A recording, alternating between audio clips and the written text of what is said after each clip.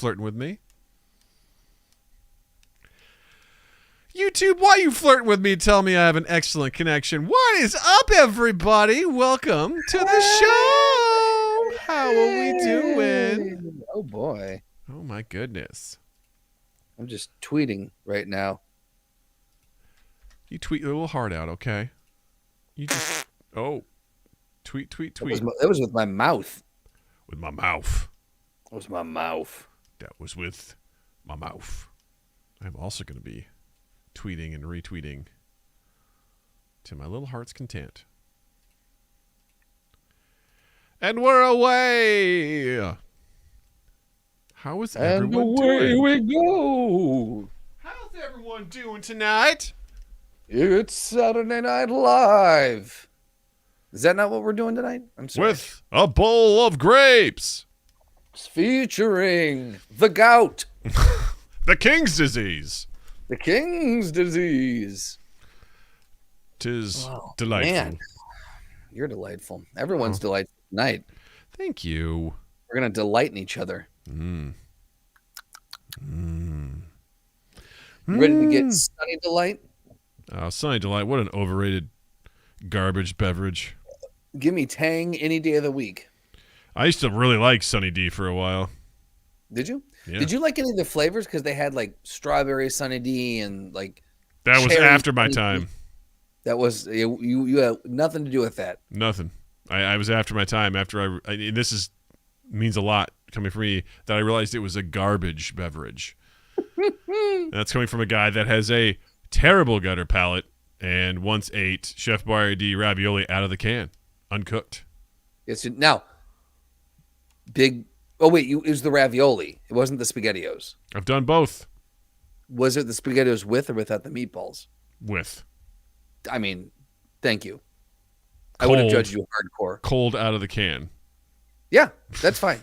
All right. But it needed to have the meatballs. All right. As long as you're cool with that. Fucked. Right? Hey, Wolf. Sorry for throwing off your schedule. How about Yoo-Hoos? You know, I think I may have had one or two in my life, but was there anything different between a Yoo-Hoo and just like chocolate milk? Did Yoo-Hoo add anything or do anything special that made it Yoo-Hoo, or was it just the brand of chocolate milk? What's in a Yoo-Hoo drink? And then Sunny D, it comes in now tangy original, smooth orange, orange strawberry, orange mango, orange peach, watermelon, fruit punch, peach, mango, blue raspberry, cherry limeade, lemonade, and orange pineapple. Welcome to Beverage Talk here at Mind Gap Podcast. Yeah. What the difference is, chocolate milk has actual milk in it, while Yoo-Hoo has water and then a couple of milk byproducts. So Yoo-Hoo is not a type of chocolate milk, but a chocolate drink.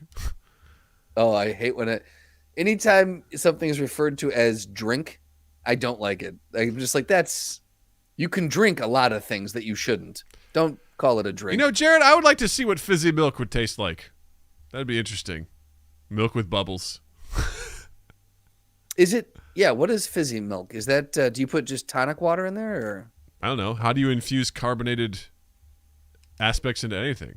Is that science? Fizzy milk. Oh, I love it says, health-wise, chocolate milk almost definitely comes out ahead in terms of you. Almost definitely. Almost definitely. I don't like this definition either. Carbonated milk is milk that has been carbonated and sold for human consumption. Who? Thanks. What alien wrote that? Thanks, nobody. No shit. Thanks, AI. All right. It's not helpful for anybody. Sold for human consumption. Consumption. Human consumption. Human consumption. Man, for some reason, my mic, every now and then, will just be like, hey, do you want your volume to be low without having to touch anything? Because we're going to do that. I'm like, we got all you. right, I guess. And I'm terrified to mess with my audio because I don't want it to get too jacked, but apparently I need to do that. Get jacked. Get jacked. See, that's too loud. Get jacked. That's too loud. Jack, jack, jack, jack, jack. Off. There we go. It sounds exactly the same in my ears. Yeah. I bought meat today for human consumption. Well, good. Then you're doing it right. You know what I mean? Hey, chat. What else have you purchased for human consumption? Sound off. Sound off. Yeah. 1, 2, 3, 4. 1, 2, 3, 4. 1, 2, 3, 4. Ba-ba-ba-ba.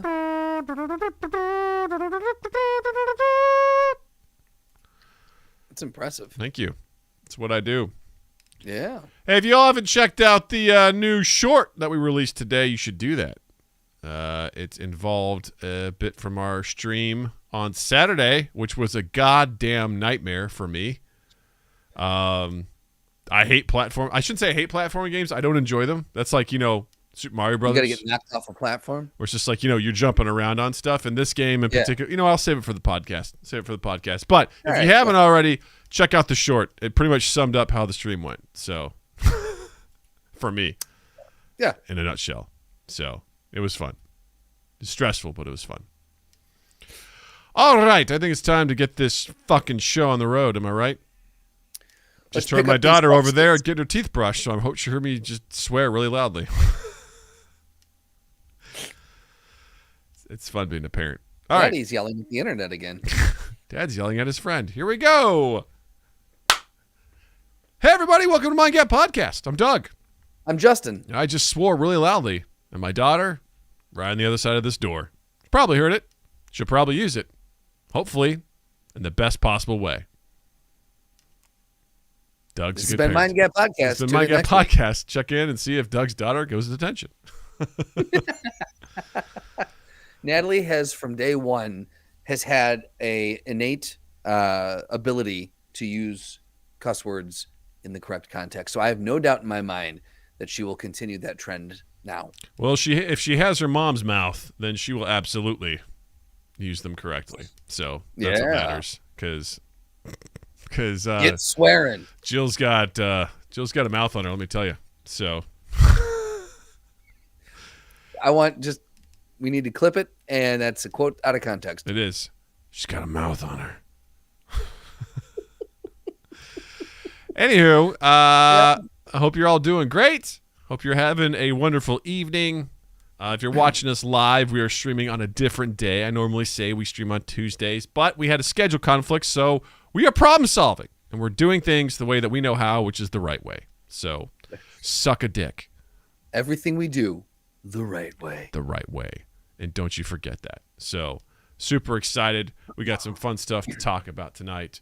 But before we do that, let's get in with a little bit of housekeeping. Do it. Do it. Do it.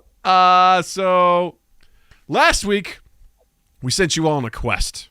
And some of you completed that quest with flying colors.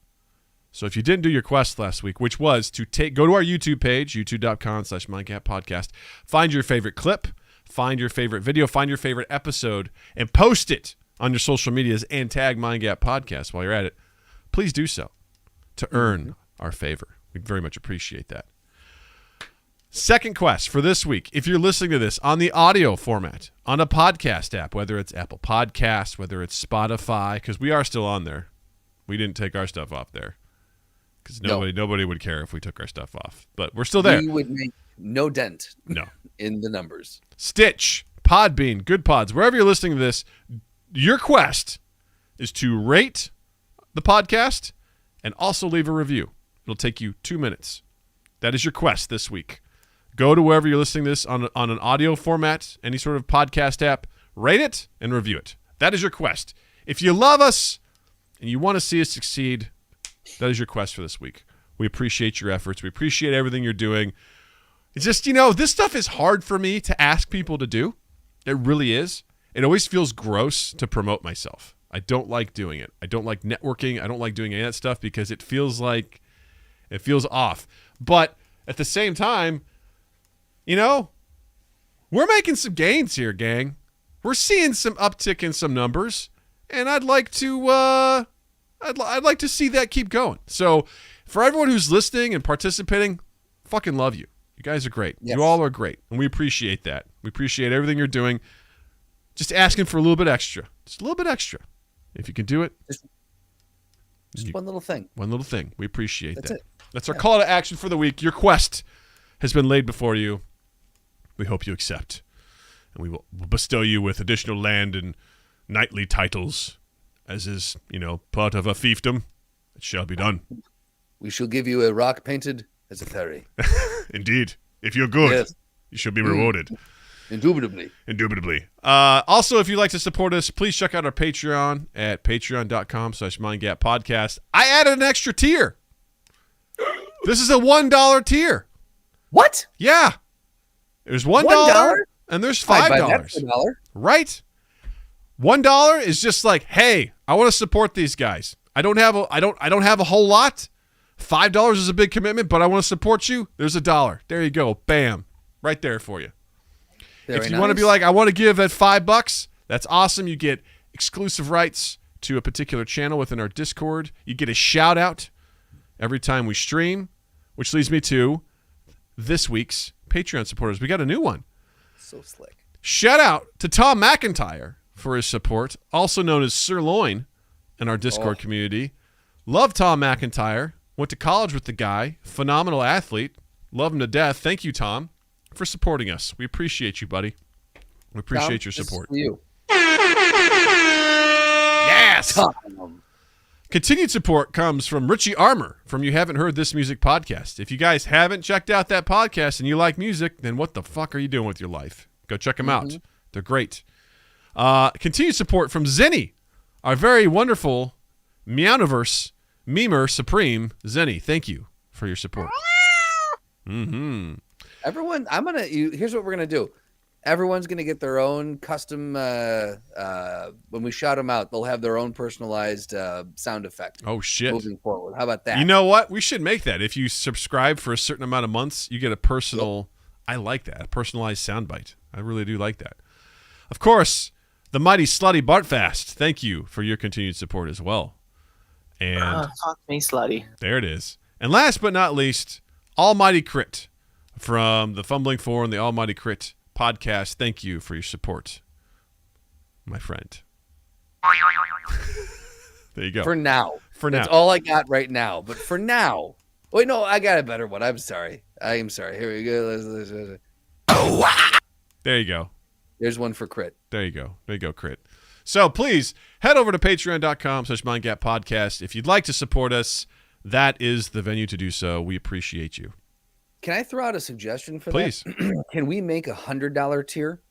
I mean, we Just for why not? we could. And it's called the Insanity tier. And if you subscribe, you are insane. I mean, we suppose we could. I mean, I would just like to. we could just put it up there. It's like, why would you do this? And just see. Exactly. You know? Yeah, Wolf. I didn't see you on there, man. It's okay if you don't. You don't have to support, Wolf. You're part of this show, okay? Absolutely. You only do that if you want to. I'll fucking do it, Justin. No, Wolf. No. Hey. No. You know what?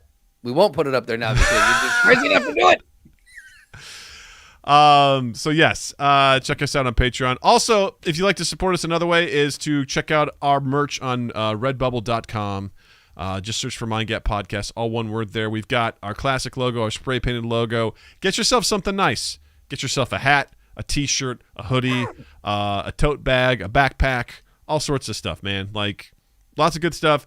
You get something nice for yourself. You can wear that around, support the podcast. We appreciate it. Appreciate you very much. Also, if you'd like to get to know the cool characters like myself, I'd say Justin, but Justin's typically not there. But the other cool people in the community, check out our Discord server. There's a link to it down below in the description on our YouTube video right here. Check it out. Join us. Come hang out. We have a really good time. We post fun memes. We have great discussions. We set up game nights. It's awesome. It's a really good time. Come check that out and get to meet people like Wolf and Noah and Slotty and Zenny and Jared and all the other great people. It's a really good time. So come check that out. And last but not least, check out our live streams on YouTube, youtube.com/mindgappodcast. Typically, it's every Tuesday at 8 p.m. Central for the podcast recording, and Saturdays at 8 p.m. Central for video game stream time with me, hosted by yours truly. And we have a really good time. We had a really good time last Saturday. We played Ultimate Chicken Horse. the critically acclaimed game, known for its incredible story, its in-depth cutscenes, and your ability to play as a chicken, a horse. You can unlock the squirrel if you're lucky, and anything in between. Anything in between. It's a platformer game. I do not like platformers. Don't do anything for me. When I was a kid and I got Super Mario Brothers and I played it because that was a game and that was one of the few that existed, that was fine. I don't typically enjoy them. I don't like running and jumping. My hands get sweaty. It's really, I can think that it's not super fun to me. This game is all about that, and in fact, you design your own level as a group. Well, you can have up to 4 people playing, and the objective is to get from point A to point B, and you have a certain number of rounds, and every round you get components. And the catch is, if it's too easy and everyone gets to the finish, nobody gets any points. If it's too hard and nobody gets to the finish, nobody gets any points. So you got to make it hard enough so that you can get points. And if you solo it, you get bonus points. And if you knock someone out with a trap, you get bonus points. Interesting. But you are still playing as a team. No, it's an individual sport. But as a team, you build the level. So it gets really interesting when someone's like, oh, cool, I'm going to put this here. And someone's like, that's cool. I'm going to put a bow and arrow that just shoots constant arrows right here as well. And, oh, I'm going to put this here. Well, I'm going to block this. Or, oh, I'm going to put barbed wire on it. So whenever you jump on it, you die. And it turned into complete mayhem. And that sounds fun. I'm not going to lie. It was an absolute shit show for me. And we were playing, winner bows out. But regardless of what happened with me, I was hosting. So I stayed in for the full 2 hours. And it was the first time I've ever wanted a stream to end. I was just like, Jesus Christ, make this end. This is so stressful for me. I'm so bad at this. It was very entertaining. So we got a couple shorts out of that, which were fun. We released one today, actually, at the time of recording this. So, you get a real good shot of how it was. It was really, really fun. We had a good time. The Mind Gap All-Stars joined us. We had a really good time swapping people in and out. It was really, really fun. So check us out on Saturdays for our game nights, Tuesdays for our podcast. You won't regret it. And while you're there, last thing, like and subscribe. Right now, everyone says it, but I didn't realize how important it was until we needed likes and subscribes. For those of you who don't know, if you want to become a partner with YouTube, you need to have on your channel 1,000 subscribers and 4,000 hours of public watch time. So you have to get both of those metrics to qualify to monetize, to get money. So we are slowly but surely punching our way there. And every like, every subscribe, every time you share and get more people to view, it adds up over time. So we appreciate you. We appreciate your support. And we love you. That's what it is. Just There's nothing more to say than we love you. We love you. Thank you. Thank you. So that being said, Justin, how was your week, man? Oh, man. My weekend was great. Went and saw my family in the Quad Cities, and it was I feel like I haven't seen them in a while because we were going to go down around Christmas. Beth and I got COVID, so that pushed it back into January, but then something happened in January. So it just kind of kept getting pushed back and pushed back and pushed back. So it was nice to go down there, and we got to drive down in our brand new car. Ooh. We didn't have to rent a fucking car again. Yeah. So excited. That's awesome. It's been nice to have a car. I got to admit. Again, we got a new Subaru, and it's been fun, man. I enjoy tooling around in it. New cars I don't know what it is about the new car smell, but it is so pleasing to me.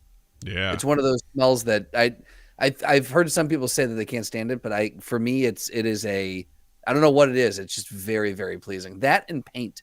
If I walk into a place and it's freshly painted or like it's new construction, something about that is I like the feeling of new. I like the smell of new. There it is. We got down to it. You ever walked into a trap house that's been freshly painted while you're strangling a prostitute after 2 years of a divorce, hard-earned? Well, then you know what it's like to drive a Subaru. There it is. That fucking TikTok. I can't stand that fucking thing. I can't stand it. every time I scroll through Instagram, I see a reel and someone's got the mustache on. I'm like, next. Nope. It Not going to do it. bothers me to no end. But All anyway. Right. So Jared says, can you please pronounce Subaru the New Zealand way? Okay, here you go. Subaru! Did I get it? Did I get it? It's good. Yeah. Yeah? I think you got it. Yeah. Subaru! Subaru! Yeah. Was that it? Total New Zealand, right? Yeah. Throw us a challenge, Jared. Yeah. Come on. Jesus Christ. That's what you call a slam dunk, motherfucker. Yeah. Car. That was it, right? Car. That was it. Car. Anyway, I cut you off. No, it was great. How was your week and or weekend? It was pretty good. Natalie we are finally on the Return of the King for Lord of the Rings. Every Friday is movie night. I forgot you guys were going through that. And we finished 2 towers, and then we moved into a little bit of Return of the King, which I realized the extended version is over 4 hours long. Like, is a long movie. So yeah, you're testing a 5-year-old's attention span there. Honestly, dude, driving home today after picking her up, she goes, "Dad, about the ring." And there was just no context. I go, "You mean the ring from Lord of the Rings?" She goes, "Yeah." And she just starts asking me questions. She's just, game on. She's yes. Like, how come it turned that man bad? You know, Gollum? I was like, great question. You know, his original name was Smeagol. And she just starts asking questions. And I was like, you know, the ring is evil and it corrupts people. What's corruption mean? Oh, it just turns people, makes them do bad things. She goes, how can a ring talk? I'm like, well, it's more of like influence. And we're just getting into all this sort of stuff. And I fucking love it. I was like, this is ask me any question, anytime about this. And we will have a conversation. I love it. That's fucking great. I love that, man. That, and she's just constantly asking me questions about the Eternals. I'm like, we've already covered what this is. Coming home from swim lessons, she's like, Dad, the Deviants, why were they there? I'm like, oh my God. They were there to get rid of the apex predators, but then they evolved and they started hunting humans, and you got to have humans in order for the Celestial to be born. And that's why the Eternals showed up so they could hunt the Deviants, and then the blah, blah, blah. And she's like, okay. But what was that big red guy's name? I'm like, I don't fucking remember his name. What do you want me to be? An encyclopedia of the Eternals? Sorry. His name was Zod. Moving on. Zod. Zordon.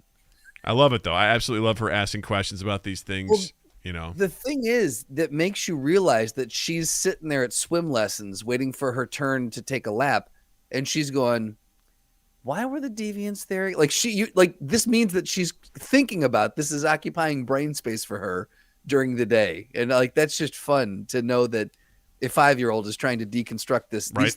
These thoughts during the day. And the best part is, like, she'll tell me, like, she'll nail some components of it sometimes too, which I'm like, see, you got this. You're paying attention. You understand it, which I'm shocked at, which is great. Yeah. It's super cool. I'm sorry, Jared, you're referring to the Eternals as a trash movie? I've never heard you refer to any movie as trash. Like, this is... Yeah. That's a little... New. Do we have, like, a breaking news soundbite or anything like that? Any sort of sound effect? Like, this just in. Jared called a movie trash. Unbelievable, man. Unbelievable. Lord 11. More after these messages. But yeah, I had a great weekend. Anytime I get a chance to you know, hang out with Natalie and watch movies, I just get so... I'm waiting for The Dark Knight. I'm so excited to watch... Pop it on. No, not yet. It's not Just time. pop it on. It's not time. Come on. It's not time, man. It's not time. Next week? No, it's not time. As much as I want to, I started rewatching like the new Planet of the Apes movies, Rise and Dawn of the Planet of the Apes. I'm like, I want to watch these with Natalie.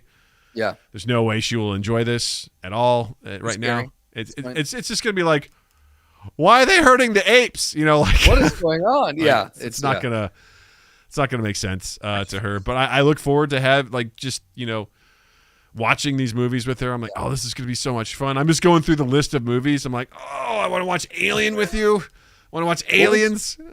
What's funny is that like I've got memories of like me and my dad sitting down and watching you know, Caddyshack, or watching, you know, Butch Cassidy Sundance, like watching Bullet or some old school movie, you know, or some old Western with Clint Eastwood. And my dad be like, oh, when I was younger, I used to love this and this and this. And it's getting to that. It's weird to go through those passages of adulthood that you witnessed your parents going through, but didn't have any context for what they were going through. Yeah. And now you're living it. You're like, holy shit, this is what it was like. No wonder they were so excited to show me this thing. Right. Because they loved whatever they were showing me. And I pray to God that my kid's going to love what I'm showing them, because if not, I'm going to be hurt. Well, that's going to be the thing is, I don't want to like overly influence her. Like if she doesn't like something, I want her to be able to be like, I didn't like that. Like, that's cool, but at the same time, I don't actually have any fond memories of watching movies with my parents. Like a lot of that was spent watching VCR tapes with my brother when we were on our own. Like we entertained ourselves with that. I don't really have a ton of memories of sitting around watching movies with my parents. Like, I remember going to the movie theater with my mom, while we were on trips and stuff like that, but it wasn't, there's not a lot of fondness. Whereas now I'm hoping I'm creating at least some lasting memories with Nat. So she at least, we'll sit there and we'll watch it. And she hates spiders. So I warned her, I go, listen, Return of the King, there's a big spider. There's some spider stuff that's happening. And she goes, well, can we skip it? I go, yeah. I go, but we'll get there. She goes, well, how will we know when we get there? I'm like, oh, you'll know when we get there. She goes, will there be webs? I'm like, yeah, amongst other things, you'll know. So there will be the whole tone's gonna shift now. Yeah. Well, it's funny too because at the end of the Two Towers, like Gollum starts referencing her as she. Her name's Shelob. He's like, maybe she could do it, And she's like, I'm like, who's she, Natalie? She goes, oh, I don't know. I'm like, I guess we'll have to find out. And she's like, has a really expressive face, like, who's she? I'm like, I don't know. Next time. Because that's the thing. She'll ask a lot of really great questions because she's almost 6. She doesn't realize that if she just waits, her answers will come. She'll be like, Dad, well, what's going to happen? I keep going, I guess we're going to have to wait and see. She goes, Dad, I love it when you say that. I'm like, I'm glad because I'm saying it all the fucking time. That's adorable. She loves that. I was like, I guess we'll have to wait and see because I'm not going to tell you. What's the thing that when you're watching a movie and someone's like, well, why are they doing this? I'm like, well, it's probably going to be answered by the end of the movie. So let's just find out. I'm okay with the pause and being like, hey, I don't think I understood what just happened. Can we talk about that real quick? And let's break it down so that we can then, move forward. But like, what happened? What do you think's going to happen? Like, I don't want to do that. So it's all good. Yeah. Let's just move on. Let's just move on. So real quick announcement for anyone who's paying attention. Justin will not be here for the next couple of episodes because he's going on a great adventure. So yes, a grand adventure, if you will. A grand adventure. We are Beth and I are moving up to Grand Rapids, Michigan from Chicago, and so next week is going to be a packing week, and that Saturday we're actually moving, and just to make sure that we get internet up and I'm all set and locked in and ready to go, so we're not scrambling at the last minute. I'm also going to take the next week off. So 2 weeks to get up to Grand Rapids, get settled, get internet up, and ready to go again. By the 29th, I think it is. We should be the 29th? No. When is it? By the 1st, by March 1st, I should be. No? Yep, by March 1st, I should be back. So by March 1st, Justin will return. And hopefully he will have internet up by the 26th because that's when we're doing the next D&D stream. So fingers crossed. Oh, I should. So I just got off the phone. Let me tell you what I'm not happy about, okay? Oh, let's do it. Hold on. Justin's not happy. Beautiful. So my building that I currently live in is RCN based. So I was forced to have RCN, right? Now, I can get a good deal on another service for reasons we won't go into. And I have every year that we've re-upped our lease here, I keep asking, is there any possibility of getting this different service? And they're like, no, we can't. We're with RCN and this and that. And that's fine. RCN has been fine here. I've never really had a big issue with them. Their service, their internet has shockingly been lightning fast. So I've been very pleased. I just don't like not having a choice. Mm-hmm. And so moving, I'm like, here we go. Now I get my choice. I get to do the thing. New apartment complex. We're signing a 5-month lease at an apartment complex while we continue looking for houses. The apartment complex is like, and we are with AT&T. I'm like, well, right, but like we can get anything, and they're nope. We have a exclusivity deal with AT&T. And I'm like, no, come on. So I just got done setting up my AT&T account, and let me tell you the truth. AT&T is just as bad as everyone says they are. I do not like the experience. The individual person was fine, but the whole experience of setting it up is a bunch of nonsense. Is that even good internet, or is that still like DSL?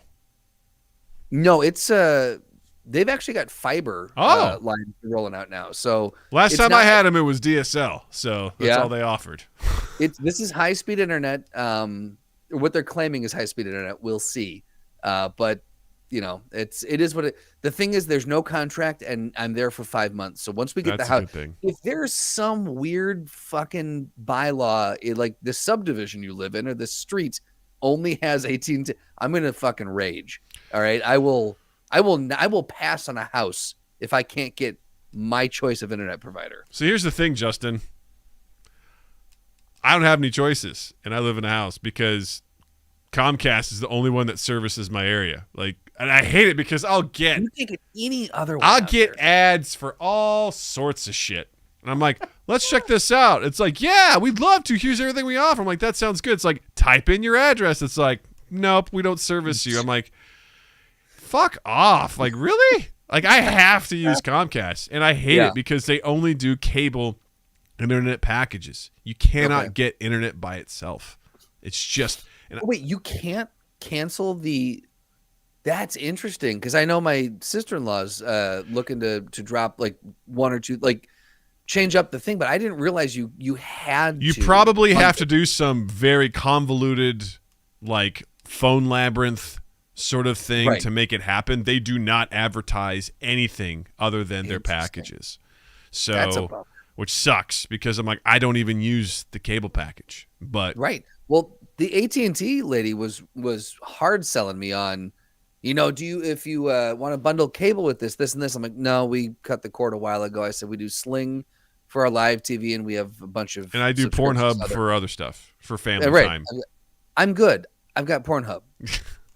I just need internet. This is fiber, right? So I can download porn really well. You've got a terabyte of data. Can we go unlimited?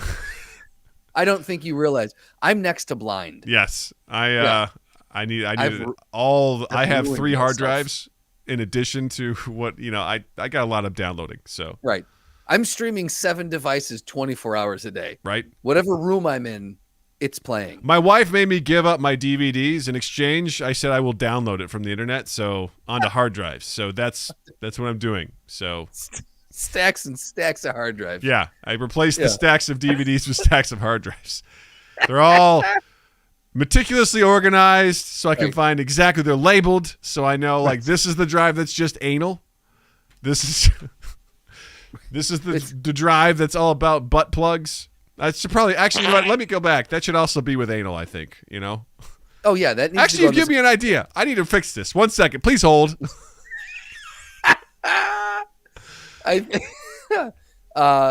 No, but like she was hardcore, like trying to sell the bundles. I'm like, nope, we just do this and that. We stream now. And she's like, oh well, if you get the Direct TV streaming package that bundles with AT&T, I'm like, I don't want that, thank you. And she goes, okay, well, can we bundle your mobile device with? And I'm like, nope, we have Verizon. We're happy with Verizon right now. Well, we'll offer a discount if nope. It was just nonstop. I'm like, dude, just give me the internet. I'm only asking for the internet. Stop forcing me into these packages. I hate it. Like, listen, I know this is your job. You're following your script, but how about I bundle your ass? How about that? How about that, lady? How'd you feel about that? Yeah, I'm gonna bundle your ass. We'll get to the butt in a second. Yeah. It's just like, I was getting a lot of these advertisements through the mail, which I can't fucking stand. I can't believe companies still do this. Like, what a waste of money to send out mailers. Money and paper. And I go through it. Throw those things away fucking immediately. And I go, it's like, hey, if you want to get taken off this list, call this number. And I do. And Justin, it's 7 ads, like on a pre-recorded line that you have to listen to before you get to the opportunity to opt out. I was like, you guys are the fucking worst. You're the worst. You have 7 ads. I'm like, no. And I can't skip them. You got to go through them. The worst. Dude, that's rough. I would love to see what the return is on those paper flyers that get sent out. Like, Ugh. is this really worth your? If people are still doing it, you have to assume that they are getting some return on it, right? I They're don't know, converting man. enough sales to justify continuing to do it. I don't know, man. I can't imagine. It's got to be such a pain in the ass for someone to manually put that stuff out, put the postage, and like just what a waste of money. Yeah. It's a waste of everyone's resources. It's a waste of money, of paper, of gas to load them up and ship them out. Like, my God, what are we doing as a society? But you know what's not a waste of money or a waste of time, Justin? The Legend of Vox Machina, now on Amazon Prime. Yes. Woo! If you all aren't familiar, this is an amazing animated show on Amazon Prime from the creators of Critical Role, the Dungeons and Dragons podcast that has swept the world by nerd storm. It's such a fun show. They released the new episodes. It's 3 episodes every Friday.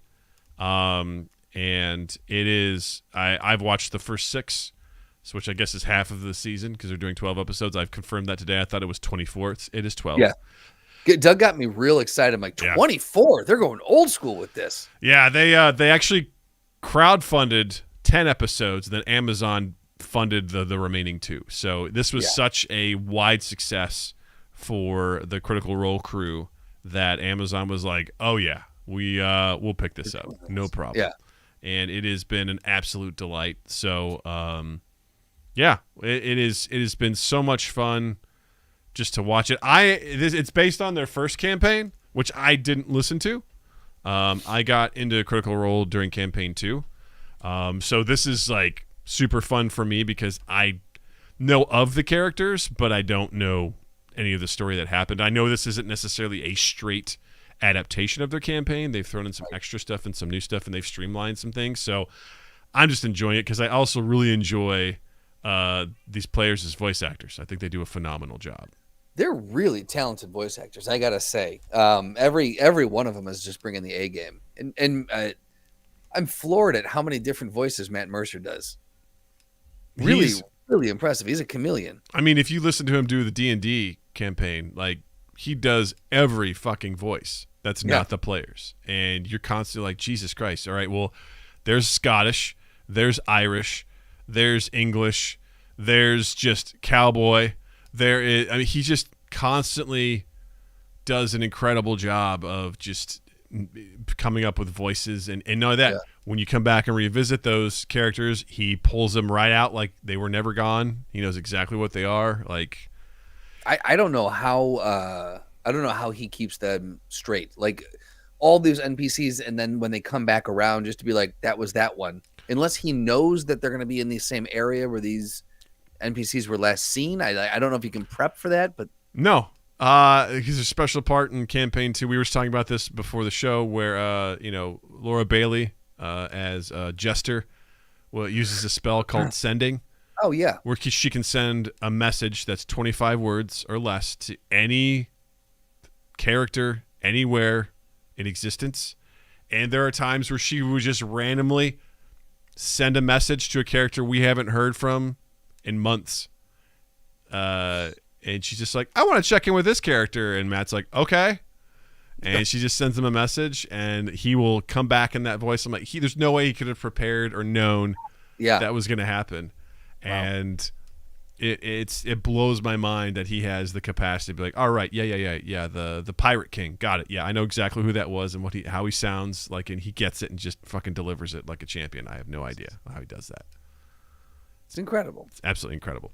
But I was, before we started rolling, I was telling you, like, you've ruined me now, because I did not think I was going to get into D&D. I thought I was like, oh, Doug's been talking more and more about this to me, and Doug's getting really into Critical Role, and it's in my environment now more. And I'm like, it's entertaining and it's interesting, but it's not really my thing. I'm not going to get into it. And lo and behold, little bit by little bit, just chipping away at my armor, and You rolled a natural 20 and got right in there, Doug. That's right. I got all up in there, just a little bit by little bit. All up in there. Yeah. Yeah, it's just so much fun, man. I'm a fan. I just honestly, I like the Critical Role squad as people. Like, they're just fun, good, relatable people, and they're just it's so much fun to watch them have fun. Yes. Like, there was something Marisha Ray, who plays Keyleth in the show, she tweeted out tonight, and it was this during the middle of a show recently. One of the new guys, Robbie, he's taking all his dice and he's stacking them up, and Travis is sitting right next to him. He's watching him do it. He's giving the side eye. He just slowly moves his elbow over, very stealthily, and then right as Robbie's trying to put the finishing touches on, he moves his elbow real quick and knocks it, and knocks over his dice tower. And he just is like, "You motherfucker!" And like, they're both just, there's a very dramatic moment happening elsewhere, and Travis is covering his face. He's like trying not to make any noise, and they're both trying not to laugh, and they're just like, Robbie's just staring at him like, "You son of a bitch!" Like, it's that you can just, it's like best friends, brothers. They have such a great relationship. And the thing that, I'm not going to lie, the thing that really pushed me over the edge was Fumbling 4. Yeah. That was listening to the few of those episodes to get, because I'd listened to some clips that you had sent me from Critical Role, but I sat down and listened to a few full episodes of Fumbling 4 to get ready for our guest spot on that podcast. And doing that, I was like, oh, I'm starting to see, like, it helped me to see the whole, a larger, like, okay, this is what a whole episode or a whole sit down session looks like. Yeah. And once I could see that, something clicked into place for me. I don't know what it was. I would have done it with Critical Role earlier, but the episodes are like 4 fucking hours long, and they're just, it's a heavy lift, man. The thing is, if you get started, you're off to the races. Like, it was one of my favorite things to listen to over the summer. Basically from, I think, April through, God, I don't know, like right until they started Exandria Unlimited, which was like the miniseries before Campaign 3. Like, I finished the whole thing, and it was just, whenever I was walking, whenever I was working out, whenever I was cooking, it was just like so nice knowing I'm like, I've got 4 hours of content, and I was just burning through them like one after the other, and it was just so enjoyable to listen to. So few ads. Like, so few ads. It's so much content, like, the whole time. It's so much fun. And it was just, also, I just look at it as, it's a double-edged sword, because people actually call it the Matthew Mercer effect. Mm-hmm. People are saying that if you watch Critical Role and then decide you want to do D&D, there is sometimes an adverse effect that comes along with it, because Matthew Mercer is such a phenomenal DM. Yep. He does such a great job with voices. He does an incredible job with his campaign. It's meticulously, like, detailed. Like, he pulls out all the stops for this sort of stuff that people go in with these humongous expectations. And then when it's not Matt Mercer over there doing like and then you open up a wine bottle, and he does like all the sound effects and things like that. People are like, this fucking sucks, man. What is this? This is what it said. It's like Critical Role is porn. And you watch it, you're like, all right, expectation. And then you go and have sex. You're like, wait a second. Wait a minute. Real sex isn't like porn. Man, I shoved her face right into my ass.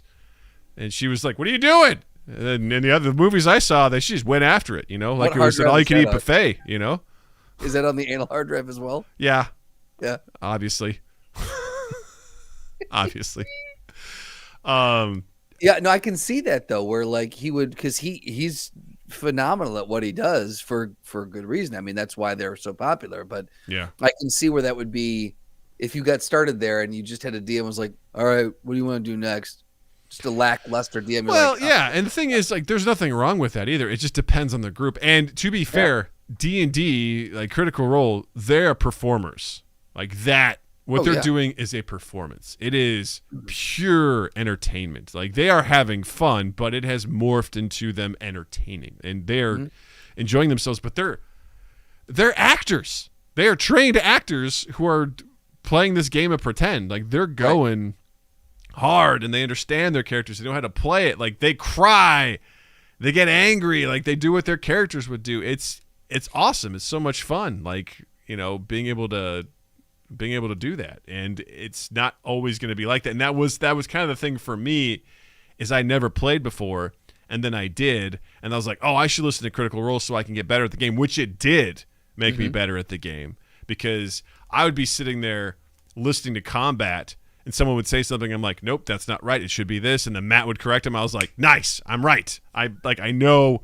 what should happen as their character who's doing this. And D&D is full of endless rules. It is rules on rules on rules, and at the end of the day, you know what? You can say fuck the rules and just have fun. That's what it's all about. But when things call into question, it was really nice to be like, I know the answer to this, and it made me better. But also at the same time, I absorbed the theatrics with it and the everything. So then when I went back to it, I was a little disappointed. Yeah. When it didn't meet expectations, and that was on me. I was like, I can't expect anyone to be this group of people. That's not what this is. I can't expect other players who have never played before to really go deep into role playing if they're not comfortable with that, Our one shot is going to either be the best thing you've ever done or the worst thing you've ever done. Yeah, I am. Either you're going to have fun with a bunch of noobs playing, or you are going to get so disheartened because we're like, it's going to be like two chasing toddlers around. Yeah.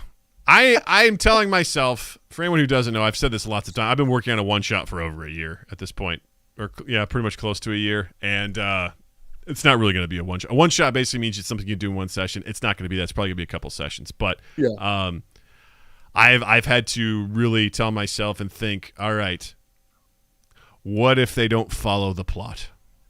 And just be like, cool, just be prepared for that. Let's build this out a little bit more. Let's just have this place for them to play in and see what happens. And there's where I would like it to go, but that's not up to me. It's up to you. I'm going to create a problem, and you all will have to solve it the way that you see fit. And I will hopefully, and Justin, I promise you this, you'll have options.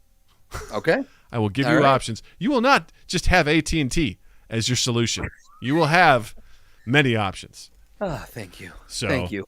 It's not going to be like the D&D Lite that we play on Saturdays, where it's like, okay, you have either this or this. You go to this next room, then go to the next room, then go to the next room. Go to the next room, and go to the and then you battle, check for traps, open chests, next room, room. Yeah, no, this is going to be very interesting to see where it goes. So now, let me ask you. Oh, go ahead. No, go ahead.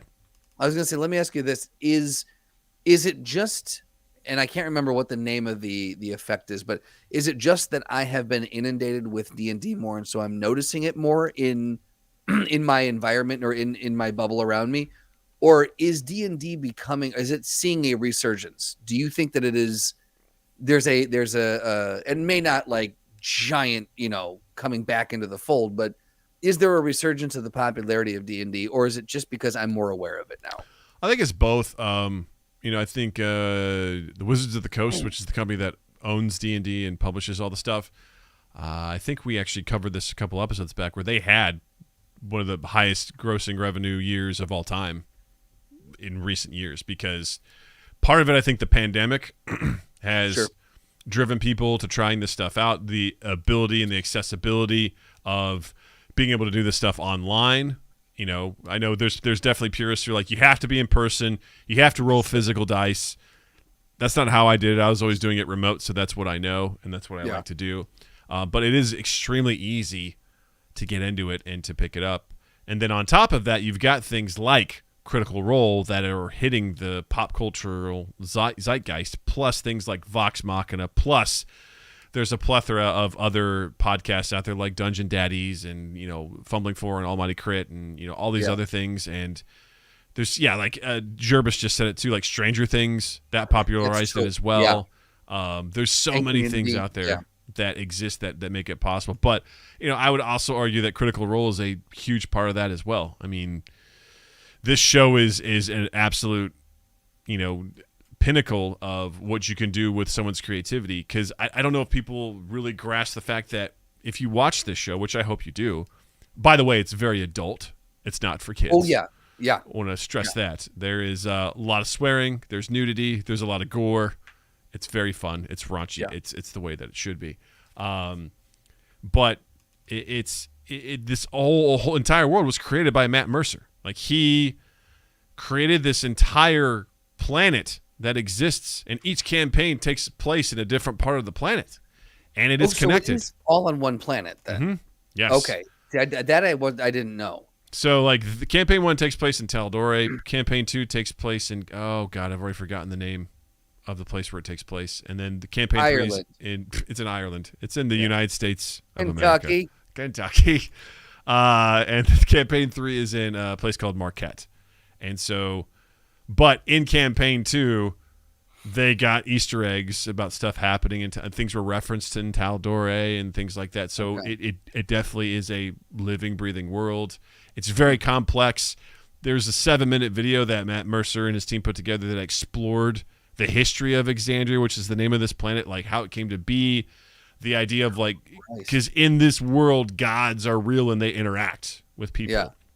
And there were some good gods and bad gods, and there was this thing called the Celestial Gate that they put up to prevent the gods from directly interfering with people, or certain ones from doing this or that. And it's a whole lore and world building that he put together that, you know, there's a timeline, there's all sorts of shit. And fucking nuts, man. It's yeah. Like, you sit there and go, like, how long did he work on building this out? And then also, it's never done. Mm-mm. Like, because as they explore new areas, he's got to create new areas, and it's just, man, talk about that. That is really hard to wrap your head around. One of my favorite things he created in season 2 was what the players called the Happy Fun Ball. Okay, and it's this device that they found, and it's magical. And when you figure it out like a puzzle, it teleports you inside, and there's an entire universe that exists inside this ball. And time flows differently. So an hour in there is like a day outside. So the first time they go in there, they're exploring, they come out, it's been a week. And like they pop out of it, and like they're on a ship, and their crew's like, Jesus Christ, where have you been? They're like, what do you mean? They're like, it's been 7 days. Like, where have you been? They're like, oh my God. But it was within this device.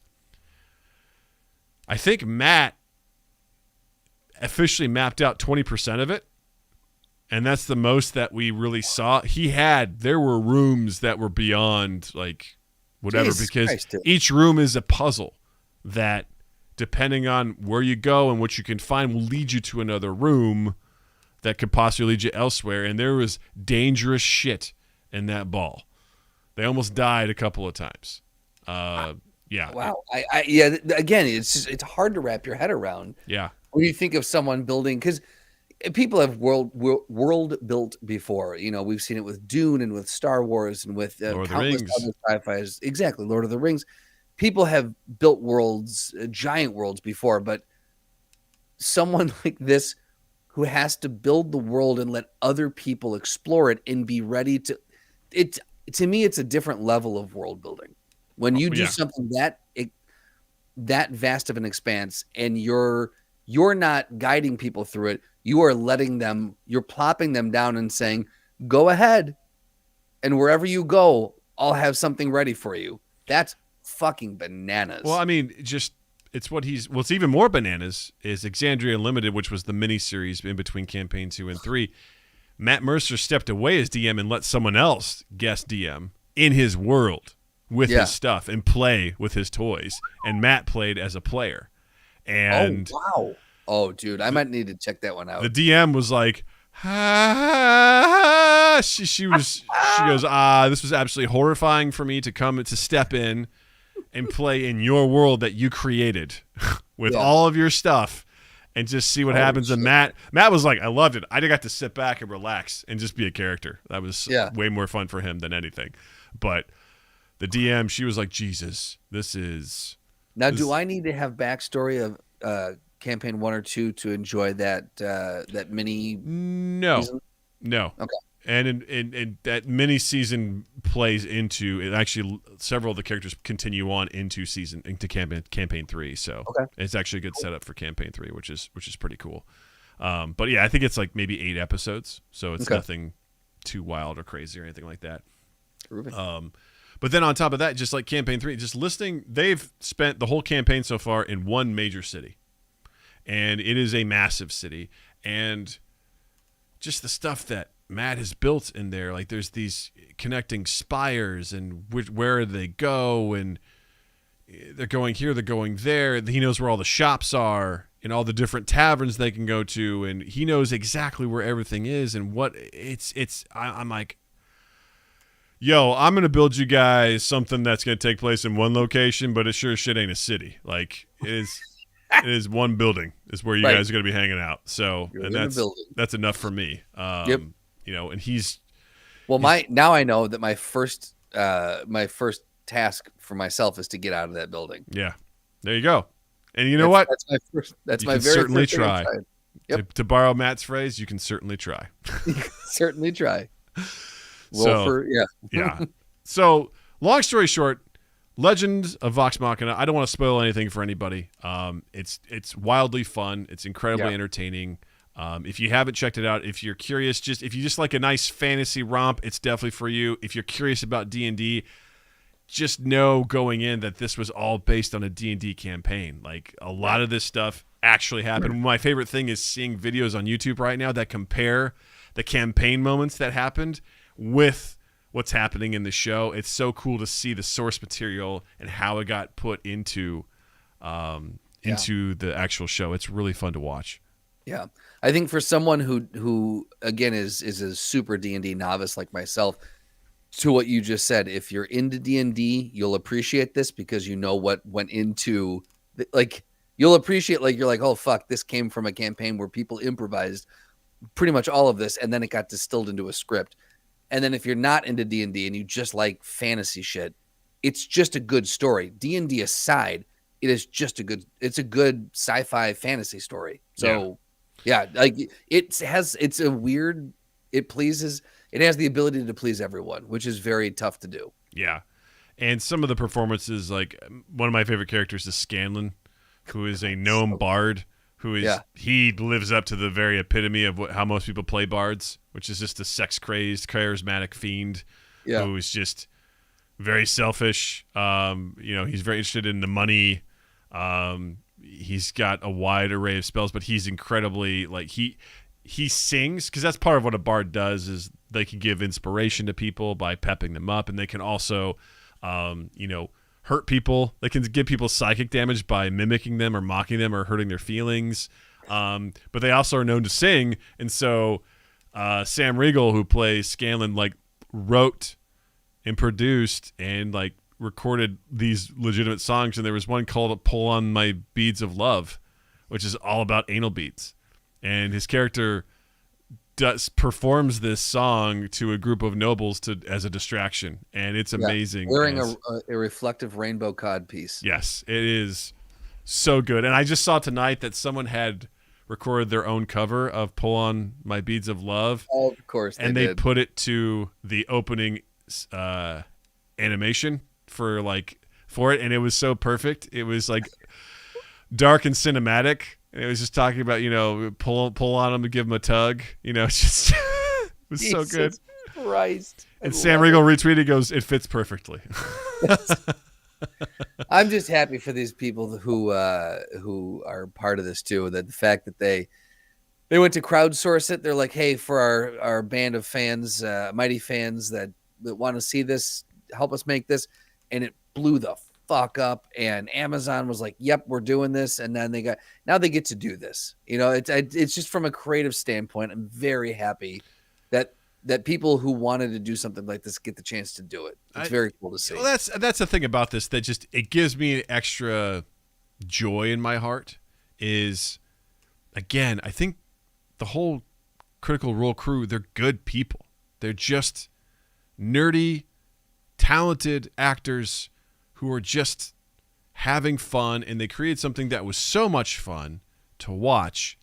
And I just, we've talked about this before, but just hearing Matt Mercer talk about how unbelievable it was to see the Kickstarter get funded and get overfunded, and to the point where they're like, we have to add stretch goals in here. Because it's at first this is cool. Now they're like, oh shit, we have to have other things that people, and then we have to deliver on those things. We got to do all of this. And it was such a, he had told the story about how they were trying to pitch this idea to studios and whoever, and they were just like, I don't get it. you guys are going to be playing D&D and what? They're like, no, it's based on our campaign. And they're like, I don't get it. They just didn't understand it. And then once the Kickstarter got overfunded, people came right to their door and they're like, hey, we like what you're doing here. Like, what can we do? Because it makes perfect sense. Pay money. Yeah. They've got a built-in fan base that is a rabid fan base. And not to mention, everyone that's doing this is a voice actor. Right. So it's so easy. Yeah. It's so easy to fill those roles. And Jared mentioned this earlier. They've got really talented people to fill in some of those other roles. Did you know David Tennant was in there? Yeah. Unbelievable. Couldn't pinpoint. I was like, I know that voice, and I had to look it up. And I'm like, fuck me. Yes, absolutely. The guy who plays Ezekiel on Walking Dead plays the king. It's not the king, but yeah, the sovereign or whatever his name. Yeah. I think it was the day or two before the show launched. They put out they've been releasing these videos called like it was like the Legends of the Making of Legends of Vox Machina or something like that. Yeah. And they were just showing like, hey, what's it take to do the music? And they're doing these really great behind the scenes. And they were like, we're happy to announce some of the other voice actors that they have. And like fucking David Tennant's in there. I'm like, what the fuck? Like he was just interviewing all these people. Some of the Stephanie Beatrice was in there from Brooklyn Nine-Nine, Modern Family, Encanto. Like, yeah. There's amazing people. The guy who does the voice of Reinhardt in Overwatch. Okay. He's in there. They landed some amazing talent, so cool. Which again, you got to be like, I wrote this shit down in my notebook and, I pretended to be this character and now I've got fucking David Tennant coming in to voice it. It's just like, what the shit? Right. That is a mind fuck. It's just become something of such a zeitgeist in that particular world that people are just drawn to it. It feels like a really positive creation that exists out in the world that people are drawn to, want to be a part of. Right. Again, I've sent you clips from shows at sold-out theaters, dude, where they're playing pretend for people. The audience sounds like you're at a rock show. Yeah. It's wild. Well, he's like, roll for initiative, and the place goes fucking nuts. You would have thought someone just scored a touchdown in overtime, to go to the Super Bowl. Or he's like, how do you want to do this? And they're like, yeah! Someone rolls a critical. They're like, yes! Yeah. It's so cool to see. And I think the other thing, just to kind of put a cap on it, is with this becoming more and more, with people like Critical Role and other people making it more mainstream and making it more acceptable, I use air quotes there, it helps the kids who want to play it, the kids who got beat up back in the day, in the 80s or whatever for playing it, the nerds, if you will. It just helps to normalize that, hey, it's cool to do this shit if you want to do it. If you want to do it, because these are trained actors who are professionally doing this. They're making a living off it. They're cool looking. Like, some of them have dyed hair. Some of them look like a badass. Some of them are great, really good looking. Some of them are goofy looking. So like, it's just everything you could, it's inclusive, and it makes you realize, hey, I don't have to hide in the shadows and do this. I can come out and have fun with this shit. And they've had some amazing guest spots from people who are amazing actors who come in and play along, which is so much fun. And I think, if anything, the internet has taught us that, for better or worse, there are communities of people out there that exist. And it's really, I think, demystified a lot of this world of it. Because I always saw D&D as like, oh, no, I will never do that. Like, that is same. That is weird. I can't. No, I'm not gonna play pretend. And then I did improv. I'm like, oh yeah, I can do this. Oh, I get it now. Okay, yeah. This is fun. Oh, totally. Yeah. We'll play pretend. Yeah, I want to play pretend with a fantasy element to it. Yeah, no problem. You got this. And I've kind of stalled on my one shot, but I want to get that out there. I want to test it, and then I want to get you and the other folks in there so we can just see how this goes. Bit, man. You got to hurry this thing up. I'm glad. It makes me feel good to hear that. So I got doing the Fumbling 4 really took a lot of the worry out of it, because I'm like, again, like, hearing a full episode, but now being able to participate, I'm like, all right, I'm slowly starting to understand the mechanics. There's a shitload that I still don't get. Mm-hmm. You took me through that. Was that online platform? D&D Beyond. D&D Beyond. You took me very briefly through. What is it? A scorecard? What do you? That's a character sheet. Character sheet. Yeah. Holy fuck balls! I mean, blee. The good news is all the information's there. Yeah, it's just a lot. It is a lot. It's incredibly overwhelming, but don't worry. Yeah, I'll walk you through it. I know you will. I know you got my back on that. I'll take care of you, boy. Oh my god. Yeah. Well, I mean, I don't think there's anywhere to go, but. You got the questions, we got the answers. All you do is ask. Practical, practical, practical, practical, practical, practical, practical. Ask Practical Doug. Oh boy. All right. Oh boy. Here we go. This one caught my eye when I was looking. If you guys don't know, listening to this, there's a tiny practical person inside of Doug called Practical Doug, and Practical Doug helps dictate a lot of what Big Doug does. And our audience loves to ask Big Doug, Doug, loves to ask Practical Doug questions, kind of like a Dear Abby, but it's Ask Practical Doug. So you can hop on live with us, and you can ask Doug in the chat. You can jump into our Discord and ask us there, any of our social medias.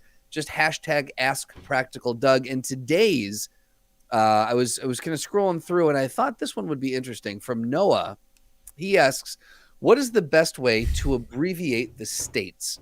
Should we have done 3 letters instead of 2? Should it be a number system? And he gives an example, which is a wonderful example. Missouri is MO. Montana is MT. Should Missouri not be MI and Montana be MO? Michigan is MI. Should that not be MC? What the fuck gives, man? Yeah, man. This was obviously created in a time where there were 13 colonies that were turned into states. And so they sort of built from there, and then they kept going and kept going and kept going. And I think, in my opinion, it's kind of like what they do with, I think it's airport codes. Okay. You know, I think the simplest way to do this, I have no idea. Something. What was that? I don't know if that's my dog that has a toy outside my door. That's just like yeah, slamming against my door. Super obnoxious, but sorry about that. What are you going to do? I'm like, what? What do you want? Like, let me in. Let me love you. I think it would make the most sense just to do three letters. Like, I think that would solve most problems. Just add that extra letter in there as opposed to 2. Like, why are we stuck with 2? Now, granted, you make that change, you got to change every online form. You got to change postal things. Like, you got to, you know what I mean? Like, it's probably, we could survive with it right now. We're not picking up any new states, you know. Right. But just from a purely practical standpoint, outside of the logistical nightmare would be to change that. I think doing 3 letters would make the most sense. So that way, for all the M's that existed, which, by the way, there are 1, 2, 3, 4, 5, 6, 7, 8. 8 M states. Jesus, is there really 1, 2, 3, 4, 5, 6, 7, 8? Holy fuck, yeah. Yeah, which is insane. And 1, 2, 3, 4 W's, which is kind of 1, 2, 3, 4, 5, 6, 7, 8 N's, which aren't too bad, honestly. Those are all pretty straightforward. Yeah, those make sense. Yeah, I think everything else is pretty good, but the M's, man. The M's have it right there. Maine is ME, Maryland MD, Massachusetts MA, which some of them do make sense. Like Massachusetts MA, I that one tracks. But what about Maine? Yeah, YME. Yeah, that's true. That's true. Maine, me, ME, yeah. Yeah, there's a lot of MIs. 1, 2, 3, 4, 5. 4 MI states. And there's there's dog. 5. Oh, Hi, it's Maine. It's finally not it. Bust your way in here. Yeah, I think 3 is the way to go. Would you, instead of that, do you think numbers would be easier than letters? That's a good point. It's just 1 through 50. There you go. I'm just saying, But then you got to go. Then you got to deal with New York going, yeah, but we're gonna be number one because we're the best at everything. Well, then it's also, imagine doing addresses. My zip code is, or it's 1-60506. Like just. Yeah. Oh, Jared, no. We'll put that one in a... I mean, it fits with what we're doing right now, but the answer is no, it's not. Jared asks, is D&D a sport? No, it's not. Trying to slip in an extra Ask Practical Doug there. No. Also opening up a very sore wound to the podcast. I feel like the codes would be... I don't know. I think the hard thing would be to remember what code it goes with. It'd be harder to remember numbers than it would be to remember letters, even though the letters are fucked up on some of them. Sorry, my dog just busted in my office and is now chomping out a bone. So I cannot hear that. Okay, good. I think it's picking up on my mic, and if it is, I'm sorry. I'm gonna step if you away. Go back and listen to early episodes, you can hear Abby lapping water in the background. That was the best. I'm gonna go close my door real quick. Yeah. Continue. You go ahead and close the door. I just think I think. For me, especially numbers, how are you going to remember a number? You got to memorize 50. I have to know enough things. I have to memorize enough things as is. I'm not going to memorize state numbers. So right. I mean, you'll know the state that you live in, right? That's true. Yeah. But I think adding one more letter would be the way to go. Yeah, I think that would make the most sense. Or fuck it. Why are we abbreviating them? Let's just write them out. Have we all gotten that lazy? Yes. You got the questions, we got the answers. All you do is ask. Practical, practical, practical, practical, practical, practical, practical. Ask Practical Doug. Welcome to the Throwdown. Jesus, Wolf, I live in a constant state of despair. Are you from Missouri or something? So that'd be DP. Yeah, I live in DP. Yeah, DP. I got a hard drive for that too. Yep. So today's Throwdown. You ready? Oh, I'm ready. Today's Throwdown is Austin Powers versus Sterling Archer. What a great choice. Kudos, yeah, baby. once again to the council for coming up with some amazing shit for us to talk about. So if you're not familiar who Austin Powers is, I mean, you might be young enough to have survived without hearing about it. So good for you if that's the case. I hate it when you can't close ads on a website. It's the first thing. It's like a game. It's like, guys, scroll down, close. ad pops up, close. Close. Don't open anything else up. Austin Powers is from, obviously, the titular character from the 3 movies. Austin Powers. He's basically a parody of James Bond. Sex-infused, agent from the 60s who's frozen and reanimated in the late 90s, early 2000s. Versus Sterling Archer from the show Archer, where he's a... This will be interesting, man. This is going to be so much fun. It's such a... I have my preconceived biases, so it should be interesting. I know exactly who you're going for. You probably do. Who do you want to cover? Do you want to do... I'll do Austin Powers. Okay, you do Austin Powers. So Austin is a tier 9B, because that's important on every time we do these. His full name is Sir Austin Danger Powers. He's a male, and his age is unknown, most likely in his 30s. He's Britain's top secret agent. Powers and abilities: superhuman physical characteristics, pistol wielding, expert martial artist, fourth wall awareness, hypnosis, and seduction. What does superhuman physical characteristics mean? Teeth. He's got those teeth. I just clicked on that link, and now I'm battling with ads. Give me 1 second. That was my mistake. I invited this hell. Requirements: speed, lifting strength, striking strength, durability. It really does not do a good job of the levels of strength. I love speed, his attack potency is stamina. his He's attack gonna have potency. sex for a long time. His attack potency is wall level. Forced open a metal door. Defeated fat bastard who can shake an underground bunker and burst through doors. Yeah, Like I that, love it. unbelievable. I don't know what his superhuman physical characteristics are per se, but he has defeated fembots by being so sexy that their heads exploded. So True. just keep that in mind. Speed, peak human. He with travel speed with supersonic reactions, reacted to several bullets and even caught one in his mouth. That's true. He did catch a bullet in his mouth. That's accurate. Lifting strength, class 1. Striking strength, wall class. Durability is wall level. He survived an explosion that tore apart a room. Survived an explosion that killed his mother when he was a baby. Stamina is peak human. He's got average human melee range and several meters with weaponry. Standard equipment, pistol, high-tech glasses, and smoke bombs. And he has presumably high intelligence. Being a secret agent, he should be at a certain level of intelligence. Hold on. I'm going to stop you right there. That thing that says being a secret agent, he should be at a certain level of intelligence. This intelligence is presumably high. I have issue with that.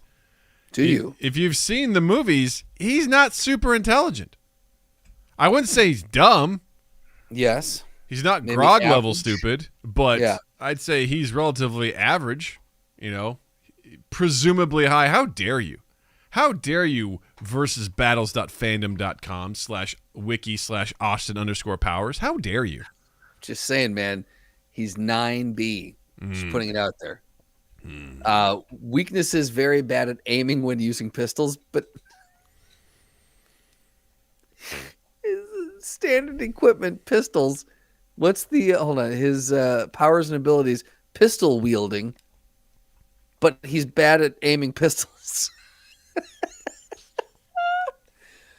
Oh man. Okay. Yeah. His attacks are a judo chop, fourth wall awareness, and hypnosis. I love the fourth wall awareness. Austin could understand the language of someone else by reading the subtitles. That's Accurate. his ability. That is accurate. Doug, what does Sterling Archer have? Let's talk about Sterling Mallory Archer. He is a 9C. He is a master secret agent for International Secret Intelligence Service, former drug dealer and private investigator. So he's definitely in really good shape. I know this, from the show. I love the show Archer. He's so good. I've got posters of him up on my wall, shirtless. I know he's in good shape. He's definitely peak human physiology. He's skilled gunman. He's good at spying.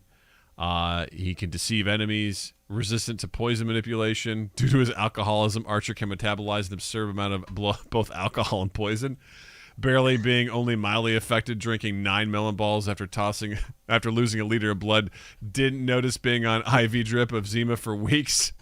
Quickly overcame the effects of knockout drug in a matter of minutes at most, and suffered no negative effects after drinking barbicide, even fighting right afterwards. Oh, he's got sound manipulation due to his developing tinnitus.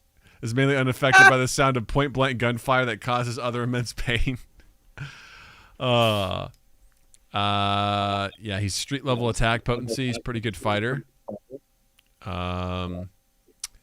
Speed, athletic human. Are you hearing an echo? Nope. I am. And that's upsetting. Hey, chat. Anyone watching live right now, are you hearing an echo? Are you hearing me or just yourself? I'm hearing myself. That's also coming through on Discord. Delightful. Wonderful. We hear it. Okay. Fantastic. Okay. Then let's wrap this up. Yeah, I don't know why that Robert happened. Ballmeyer jumping back in again. Why did the echo just start? Why? I haven't echoed this whole time. What happened? Well, one of those episodes. Yep. The fuck? It's because, but yeah, Bob jumped in, and so now it's just like, nope, can't compute. Can't compute. So I'll go ahead while Doug figures that out. I'll jump right in here. Sound manipulation, attack. Well, we were at the attack thing. Yeah. So street level attack, likely higher, was able to knock out Eddie, who endured being rammed through wooden pillars. Athlete level plus. Speed, he's at least athletic human. Travel speed, superhuman combat speed and reactions. He also dodged bullets on multiple occasions. Could count bullets fired during combat. Subsonic attack speed with his PPK pistol and higher with other weapons. He's got above average human lifting strength. Striking strength is street class. Durability, street level. He also survived an explosion that destroyed a large yacht and even experienced a head of the KGB believed no one could survive, as well as a massive avalanche that destroyed a large cottage. Stamina is superhuman. Was fine after drinking glass. I don't remember that. Quickly recovered from a harpoon piercing his shoulder with no negative side effects, etc., etc. Standard range, equipment, guns, grenades, knives, intelligence, not high in everyday matters, but still a skilled combatant. Weaknesses, insecure, selfish, egocentric, misogynistic, racist, alcoholic, has mother issues, may not hide his occupation as a secret agent since he thought it was, quote, really cool. There you go. Archer for the win. I can't do this with the echo. I don't know what to do. Yeah. Archer for the win! I mean, it goes without saying that Archer is going to be the one to knock out Austin. Like, I'd say they're both not super intelligent, but Archer is the more lethal combatant. Regardless, whatever happens, he's way more skilled than Austin Powers, and he would. I mean, even if they tried to fuck each other in a fuck fest, I think Archer would win. Yeah, 100%. I would give it to Archer all day long. Archer can do all the things Austin can, also while drunk. Yes. So, there you go. We did it. I just want to vent for a second. You're going to hear double of me, and I'm sorry. I did literally nothing, and then all of a sudden an echo happened. Rampage indeed, sir. Stuff is stupid. Stuff is dumb. Doug hates stuff. I did nothing. And then it starts echoing. This is bullshit. Rampage. And my dog just farted, and it smells just horrendous in here right now. Guys, Doug's having a night. God damn it. He's having a night. Justin, Sorry, would you mind? What do you got to recommend this week? I'm going to recommend The Legend of Vox Machina. It's just a great show so far.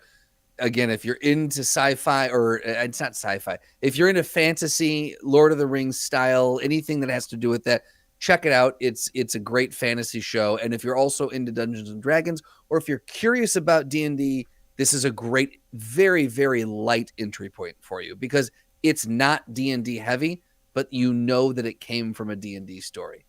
Do you want me to tell people what you recommend? No, Doug? you're going to have to fucking listen to it.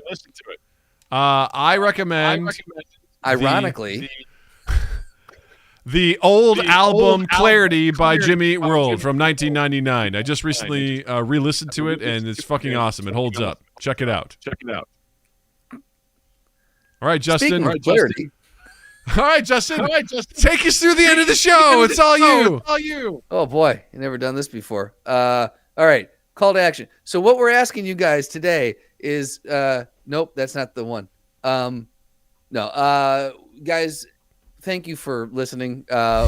You can find us on YouTube. Make sure to share us around and all that. What do you do, man? When you don't do this, it's really hard to remember all the things You you can follow do. us on all our Join social Discord medias. server. Yeah. You can support us on Patreon. All of our social medias at Mind Gap Podcast. Join us on Discord. Check out merch on Redbubble. And on Saturdays, you can join Doug for the video game live stream. And our call to action this week is for you guys to go to wherever you listen to the audio version of this podcast. rate us, give us a rating, and give us a review because it is massively, massively helpful. So thank you for that. And while you're in the online realm, check me out on Twitter and Instagram. Man, I'm all over the place. Twitter and Instagram at Justin_Michael, spelled Mikel. It's the fun way of spelling it. And then you can listen to us on all the Spotify's and Stitchers and all that good stuff. And then just keep an eye on all of 2 East 8 things. Oh, tomorrow morning, if you're listening to this live, tomorrow morning, The Life and Debt of a Liberal Arts Major is premiering on YouTube at 10 a.m. Central. So hop on YouTube, 2 East 8's channel, and check that out. And then you can, watch it anytime after that. It'll go right on demand. So there you go. Doug, I want to say thank you. Thank you. Thank you. Stream and everyone watching live, thank you. And listeners, thank you. And you all have a dandy fucking week.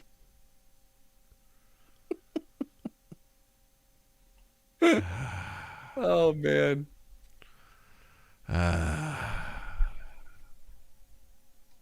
You all right there? I have no. It just happened. It just started. Why? Oh, I don't know. What would be really funny is if right now the chat was like, "Oh, it cleared itself up." No, because I can hear it. Oh, you can. Yeah. Okay. It's a goddamn nightmare. It was fine the whole stream. Didn't do anything. And then Nana was like, "Hey, let's put an extra Doug voice through the Discord channel. Let's do that for some reason, or whatever audio that's coming through my speakers in my head. No, thank you. Aaron Foster, thanks for stopping by. Sorry you had to see me like this and hear me like this. Bob, thank you for coming back, and I'm sorry you have to hear and see me like this. Everyone else, you deserve to hear and see him like this. The rage. It's a good 35 to 40 seconds. The rage. It's just here in my heart. It's here in my heart. Well, everybody, thank you again for joining us on the live thingamawhatsit here on YouTube. And thanks for checking us out on Monday. I know it's not a normal time, so thank you for coming out. And yes, please check us out on our OnlyFans. And hope to see you all on Saturday. I don't know what game I'm going to do yet. I'd love to do another party game. That's been fun. I really want to try out this other game called Night Squad 2, but I also don't want to bully people into paying $12. So, Anywho, it's a conundrum.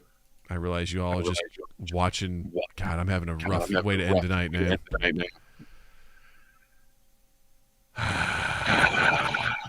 So with that, we bid you guys good night. This is a rough way to end it, but I love you all. And I fucked up a lot in a lot of parts of my life, but you're watching the man unravel. Just sink into the abyss right now. Drink this in. You don't get to see this that often. This is the price. This is worth the price of admission. I feel like we should just cut the episode off. We'll just be like, and the episode just ends and be like, sorry, we had difficulties. Just cut it off. I don't know. No, I leave it like this. This is part of the magic of doing a show. Shit happens. So mad right now, but I love everyone out there who's watching. You're the best. And this is where we part ways. And I go punch a wall. So later, gang. Bye.